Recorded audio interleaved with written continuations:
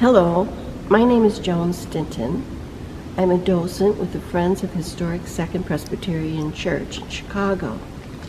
I'd like to talk to you today about one of our memorial windows. The window I'd like to discuss with you was designed by a woman named Agnes Northrop. She was born in 1857 in Flushing, New York, and died in 1953 in New York City. She was an artist, a lead designer for Louis Comfort Tiffany, a photographer. She had a keen eye for color as well as light and shade. Although her medium was glass, the watercolor sketches of her work were so beautiful that some of them are now at the Metropolitan Museum of Art in New York. Agnes and Louis Comfort Tiffany were about to create some controversy in the church window area. Historically, leaded glass windows were very popular in cathedrals in Europe, all the way from the Middle Ages. They were used to beautify the interiors and to remind the people who were often illiterate of the Bible stories that they heard from the pulpit. They were often figures and religious symbols, but that was beginning to change. Louis Comfort Tiffany was reinventing the art of glass. He was producing over 5,000 colors and hues and adding texture and iridescence to the glass. So the technology of glass was changing very quickly. There was also some other movements afoot. One of them was the garden movement. People were used to walking in formal gardens and visiting botanical gardens, but now they wanted gardens behind their own homes.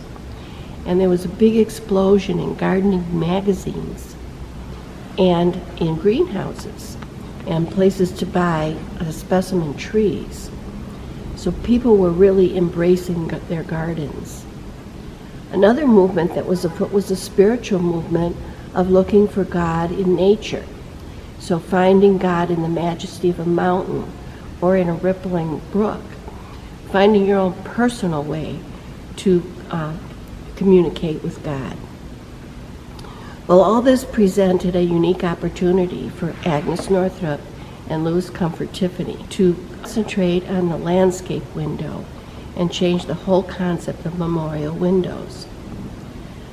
With a landscape window, the person's observing the window has a conversation with the art in the window. So it's their personal interpretation of the scene rather than someone's favorite biblical verse. The resistance to these windows was that they didn't belong in a church.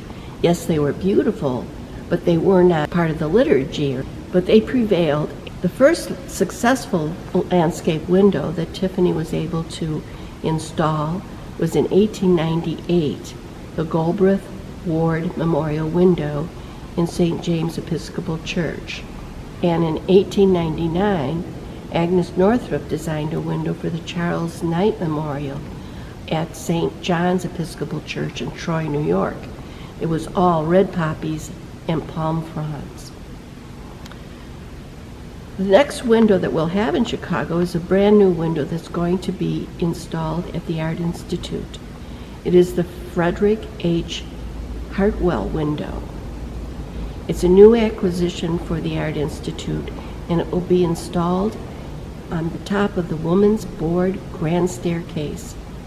So we all look forward to visiting and seeing that window, work of Agnes Northrop, and then also, don't forget the window at Second Presbyterian Church, which is also the work of Northrop.